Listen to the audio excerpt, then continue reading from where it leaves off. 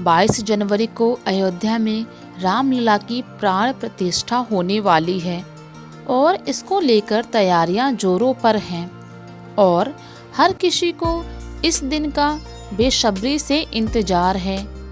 राम मंदिर के अलावा अयोध्या में राम की पैड़ी, हनुमानगढ़ी, नागेश्वर नाथ मंदिर आदि का भी अपना धार्मिक महत्व है।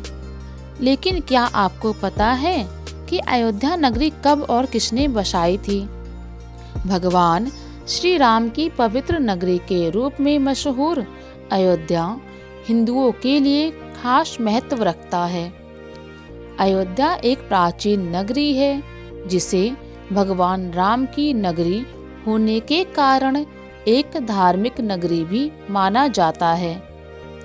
भगवान राम के प्रति श्रद्धा रखने वालों के लिए अयोध्या सबसे महत्वपूर्ण धार्मिक स्थानों में से एक है। धार्मिक ग्रंथों के अनुसार अयोध्या की स्थापना सूर्य के पुत्र वैवस्वत मनु ने की थी। ब्रह्मा जी के पुत्र मरीचि थे और मरीचि के पुत्र कश्यप हुए। कश्यप के पुत्र विवस्वान और विवस्वान के पुत्र वैवस्वत मनु थे। माना जाता है कि वैवस्वत मनु का जन्म लगभग 6673 ईसा पूर्व हुआ था। पौराणिक ग्रंथ रामायण के अनुसार अयोध्या की स्थापना सूर्य के पुत्र वैवस्वत मनु ने की थी। वैवस्वत मनु के 10 पुत्र थे जिनके नाम इल, इक्ष्वाकु, कुशनाम, अरिष्ट, धृष्ट, नरिष्यंत, करुष, महाबली, शरयाति और प्रशग थे। माना जाता है कि इन सब पुत्रों में सिर्फ इक्ष्वाकु के कुल का ही ज्यादा विस्तार हुआ। अयोध्या पर इक्ष्वाकु कुल का ही शासन चलता था। इक्ष्वाकु कुल में ही बाद में भगवान श्री राम का जन्म हुआ। मनु के पुत्र इक्ष्वाकु से अयोध्या पर शासन करना आरंभ हुआ। माना जाता है भगवान राम के पिता राजा दशरथ अयोध्या के 63वें राजा थे। राजा दशरथ के बाद अयोध्या का शासन भगवान श्री राम को मिला। श्री राम के पुत्र कुश ने अयोध्या का पूरा निर्माण करवाया था। इसलिए अयोध्या का इतिहास धार्मिक और सांस्कृतिक परंपराओं से जुड़ा हुआ है। अयोध्या जैन मत से जुड़े लोगों के लिए भी खास महत्व रखता है।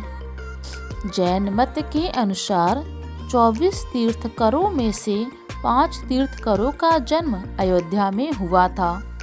पहले तीर्थंकर ऋषभ देव जी, दूसरे अजित नाथ जी, चौथे अभिनंदन नाथ जी, 5वें सुमति नाथ और 14वें तीर्थंकर अनंतनाथ जी का जन्म अयोध्या में ही माना जाता है।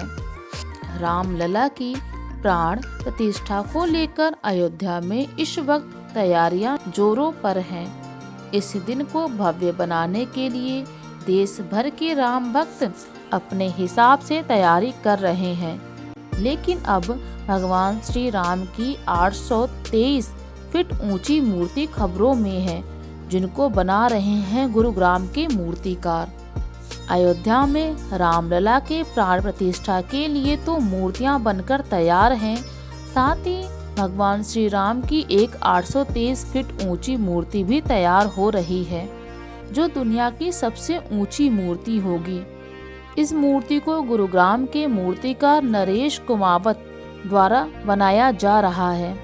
बताया जा रहा है कि इस मूर्ति को बनाने में करीब 2 से 3 साल का वक्त लगेगा।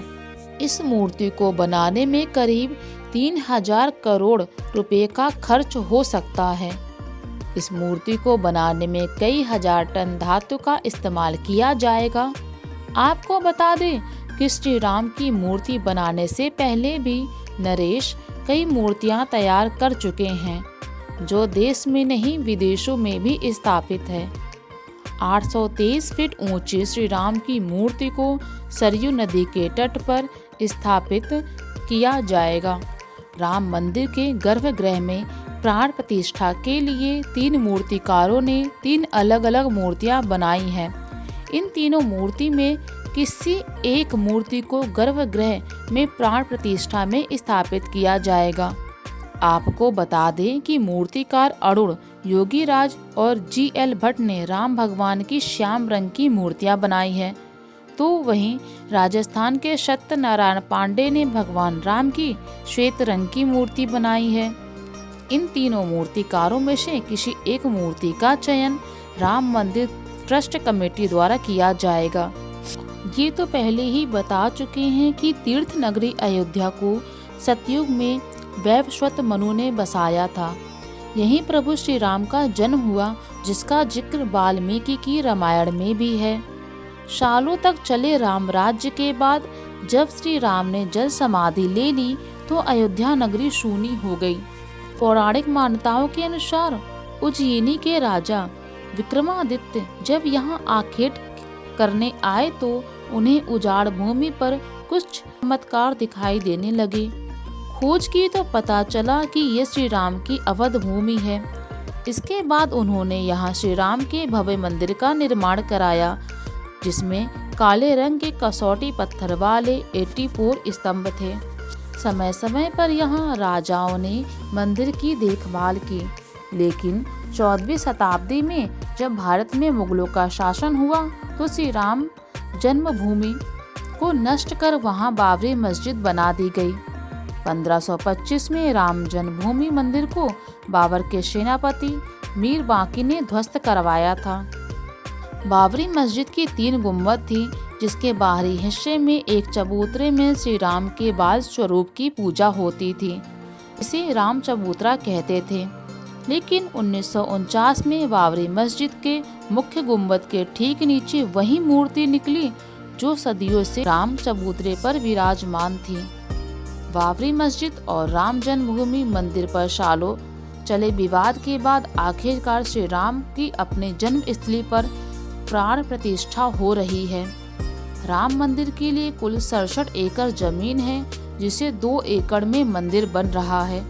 पहले मंदिर के मुख्य शिखर की ऊंचाई 180 फीट थी, अब यह 161 फीट होगी। 3 की जगह 5 गुंबद और एक मुख्य शिखर होगा। वीडियो पसंद आया तो प्लीज़ चैनल को लाइक एंड सब्सक्राइब जरूर कर दें।